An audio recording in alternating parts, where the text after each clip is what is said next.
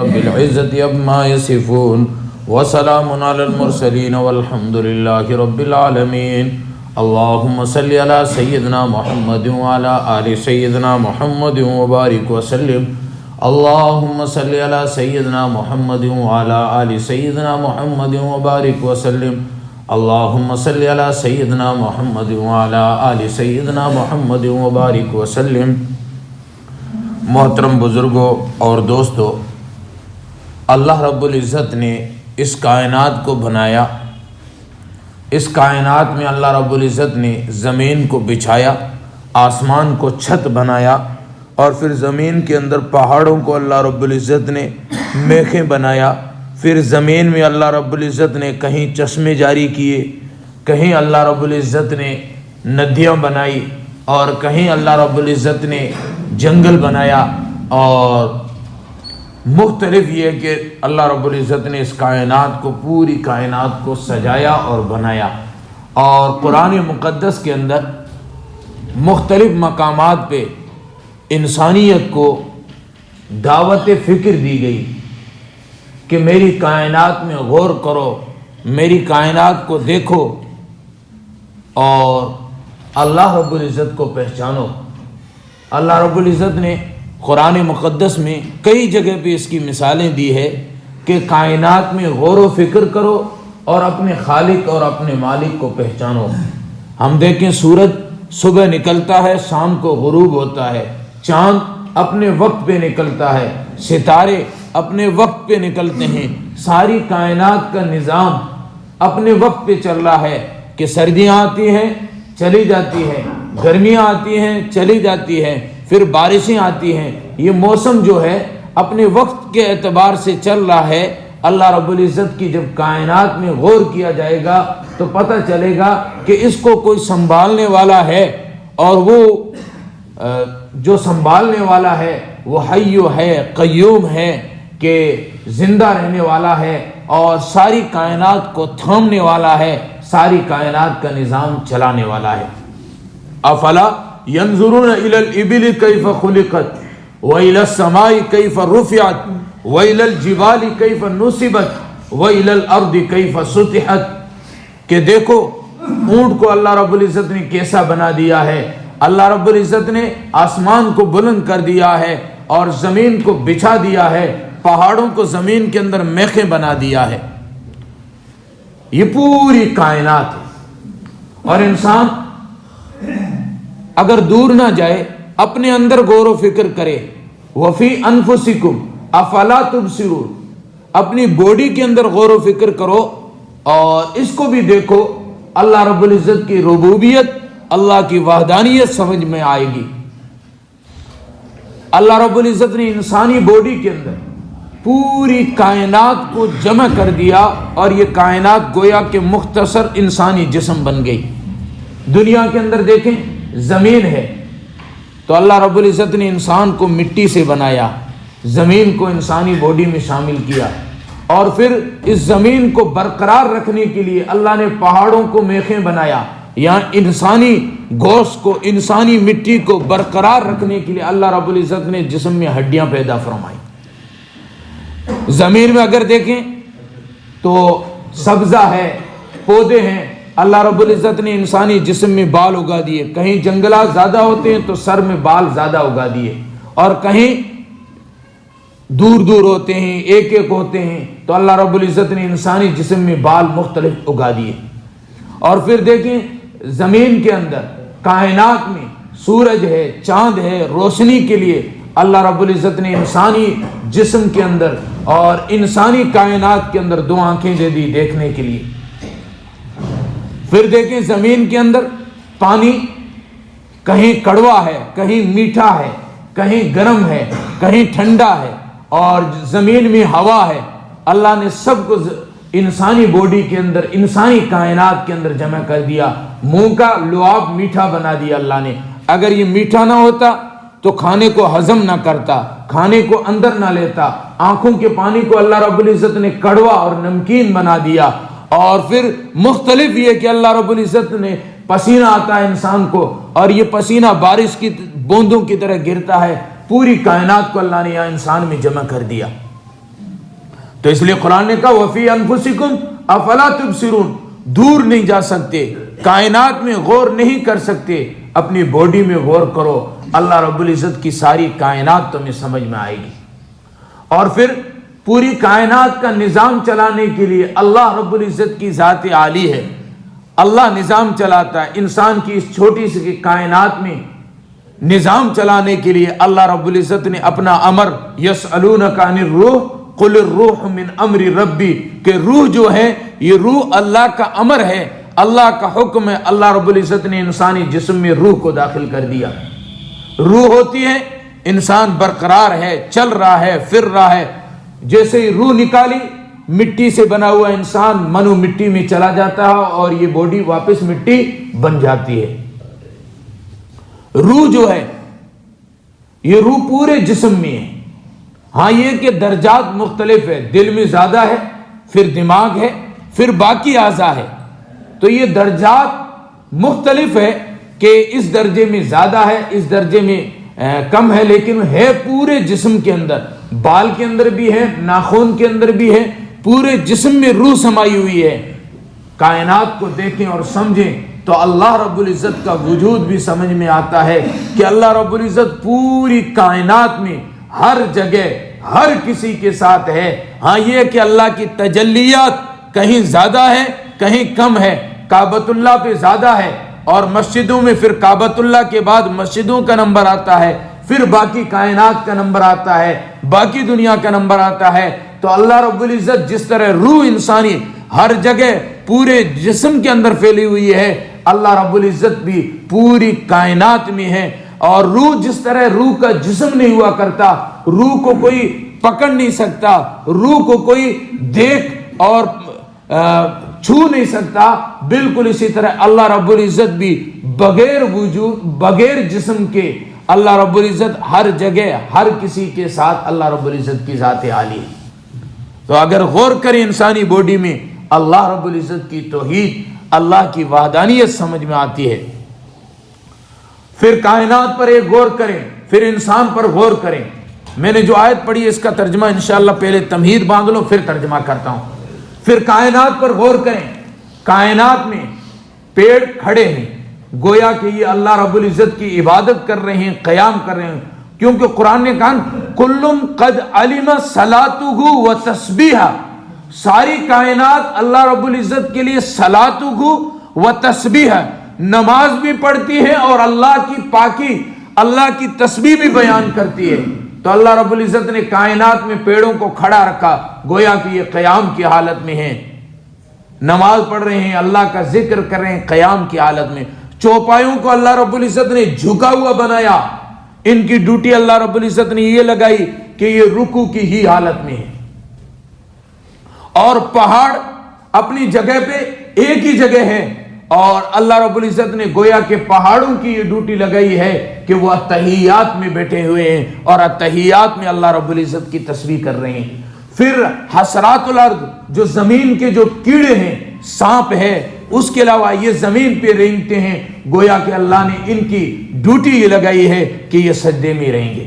یہ کائنات کی پوری عبادت کو جمع کیا اللہ رب العزت نے حضرت انسان کو دے دیا، نماز کی حالت میں کھڑا ہوتا ہے، پھر رکوع کرتا ہے، پھر سجدہ کرتا ہے، اتحیات میں بیٹھتا ہے۔ یہ ساری کی ساری عبادات کو اللہ رب العزت نے انسان کے اندر جمع کر دیا اور اسے نماز کے نام سے عبادت عطا فرما دی۔ تو ہم غور کریں اپنی باڈی میں، کائنات میں، تو اللہ رب العزت نے ساری کائنات کا نظام ہی ایسا بنایا ہے کہ اللہ کی وحدانیت، اللہ کی توحید خود بخود سمجھ میں آ جاتی ہے۔ تو اللہ رب العزت نے حضرت انسان کو جب پیدا کیا، اللہ نے وَإِذْ قَالَ رَبُّكَ لِلْمَلَائِكَةِ إِنِّي جَاعِلٌ فِي الْأَرْضِ خَلِيفَةً، اپنا نائب اور خلیفہ بنایا ہے انسان کو۔ ایک ڈیوٹی انسان کی یہ لگائی کہ ساری کائنات جو کام کرتی ہے وہ کام انسان کرے۔ کیوں کہ کائنات میں جو چیزیں ہیں، زمین ہے، ہوا ہے، پانی ہے، یہ چار چیزوں کے مجسمے کا نام انسان ہے۔ ہوا، پانی زمین اور آگ، یہ چار چیزیں جب ملتی ہیں انسانی باڈی تیار ہوتی ہے. تو یہ کائنات کی ساری عبادت، کائنات جو تسبیحات کر رہی ہے اس کی ڈیوٹی لگا دی. انسانی جسم میں ایک اور چیز ہے، وہ روح اللہ کی طرف سے ہے، اور اللہ رب العزت ساری کائنات کے نظام کو سنبھالتے ہیں، ساری کائنات کو چلاتے ہیں، لوگوں کو سیدھا راستہ، ہدایت کا راستہ دکھاتے ہیں. تو انسانی جسم میں یہ روح بھی ہے، تو اللہ رب العزت نے ایک اور اس کی ڈیوٹی لگا دی، اسے اپنا خلیفہ بنایا، اپنا نائب بنایا. جس طرح اللہ رب العزت ساری کائنات کو چلاتے ہیں، اللہ کا امر روح انسانی کائنات، انسانی جسم کو چلاتی ہے. اللہ رب العزت کی ذات عالی کے ساتھ یہ ایک مناسبت پیدا فرما دی، اور مناسبت پیدا فرمانے کے بعد اللہ رب العزت نے انسان کی ڈیوٹی لگا دی کہ انی جاعل فی الارض خلیفہ، کہ میں انسان کو اپنا خلیفہ اور نائب بنانا چاہتا ہوں. پہلی ڈیوٹی، انسان عبادت کرے، جب جھکتا ہے عاجزی کرتا ہے، اور عاجزی کرے اللہ رب العزت کے سامنے جھکے. اور دوسرا کام کیا ہے؟ اس کی ڈیوٹی اللہ رب العزت نے یہ لگائی ہے کہ یہ کائنات میں اللہ کا نظام قائم فرمائے، خلافت قائم کرے. کائنات کے اندر اللہ رب العزت کا جو نظام، اللہ کا جو قانون ہے، اس نظام کو برقرار کرائے. اور یہی بات لقمان علیہ السلام نے اپنے بیٹے سے کہی، یا بنیا، اے میرے بیٹے، جیسے پیار کے اندر کہتے ہیں بیٹے کو بیٹوڑا. یا بنیا، اے میرے بیٹے، اقیم الصلاۃ، نماز قائم کرنا، نماز کو مت چھوڑنا. یہ پہلی آ گئی. یہ نماز جو ہے ساری کائنات عبادت کرتی ہے. انسانی جسم میں اللہ رب العزت نے چھوٹی کائنات کو جمع کیا، تو جو کائنات عبادت کرتی ہے اللہ رب العزت نے انسان کے ذمہ لگا دی. اور دوسرا کیا؟ وَأْمُرُ بِالْمَعْرُوفِ وَانْهَ عَنِ الْمُنْكَرِ، نیکی کا حکم کرنا، برائی سے روکنا. انسانی جسم میں روح پائی جاتی ہے، اور روح کا کام کیا ہے؟ پورے جسم کو، باڈی کو سنبھالنا، اور اس چھوٹی سی کائنات کو سنبھالنا. یہ چھوٹی سی کائنات کو روح سنبھالتی ہے.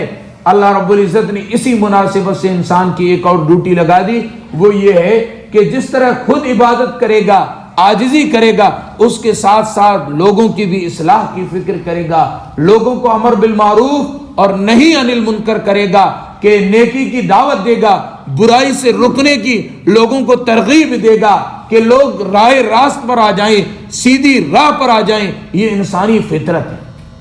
دعوت دینا، خود عبادت کرنا، اور پھر اسی عبادت کی دعوت دینا، یہ انسانی فطرت ہے. جیسا کہ میں نے شروع میں عرض کیا کہ انسان میں پوری کائنات اللہ نے سمائی، اور کائنات کے نظام کو برقرار رکھنے کے لیے اللہ نے روح کو بنایا. اور روح کی مناسبت اللہ رب العزت کی ذات عالی کے ساتھ ہوئی، کیونکہ یسألونک عن الروح قل الروح من امر ربی. اور اس تقاضے کی وجہ سے، اس روح کے تقاضے کی وجہ سے اللہ رب العزت نے دوسری ڈیوٹی انسان کی یہ لگائی ہے کہ خود کی عبادت کے ساتھ ساتھ دوسروں کی اصلاح کی بھی فکر کرنا یہ ضروری ہے. اب سمجھیں، صحابہ رضوان اللہ علیہ مجمعین کے اندر یہ دونوں چیزیں تھیں. دن کو لوگوں کے مسئلے حل کرتے ہیں، تاج و تخت پر بیٹھتے ہیں، دن کو لوگوں کی سنتے ہیں، لوگوں کے مسئلے، لوگوں کی ضروریات کو پورا کرتے ہیں، اور رات کو پھر مسلح پہ. اور بعض صحابہ جو مجاہدین تھے، دن کو گھوڑے کی پشت پہ گزارتے ہیں اور رات کو مسلح پہ گزارتے ہیں. یعنی ان کا مقصد کیا تھا؟ خلافت کا مقصد کیا تھا؟ خلافت کا مقصد ہرگز یہ نہیں تھا کہ دولت کو سمیٹیں، عیش اور آرام کے ساتھ زندگی بسر کریں، نہیں، بلکہ یہ تھا کہ اللہ رب العزت نے ہماری ڈیوٹی لگائی ہے، ایک یہ کہ خود عبادت کرو، اور دوسری یہ کہ اعلاء کلمت اللہ رب العزت کے احکامات کو، اللہ کے قرآن کو، اللہ کی توحید کو پوری دنیا میں پھیلاؤ. اور اس وجہ سے صحابہ رضوان اللہ علیہ مجمعین گھوڑے کی پشت پہ بیٹھ کے پوری دنیا کے اندر رسول اللہ صلی اللہ علیہ وسلم کے اس دین کو پہنچایا. اس دین کو صحابہ رضوان اللہ علیہ مجمعین نے اخلاقی طور پر پیش کیا، دعوت کے طور پر پیش کیا، اور خود نے کر کے لوگوں کو دکھایا، اور صحابہ رضوان اللہ علیہم اجمعین کا اخلاص تھا، ان کے اخلاص کی وجہ سے لوگ ان کے چہرے دیکھتے تھے، لوگ ان کے اخلاق دیکھتے تھے اور اسلام کے اندر آ جایا کرتے تھے۔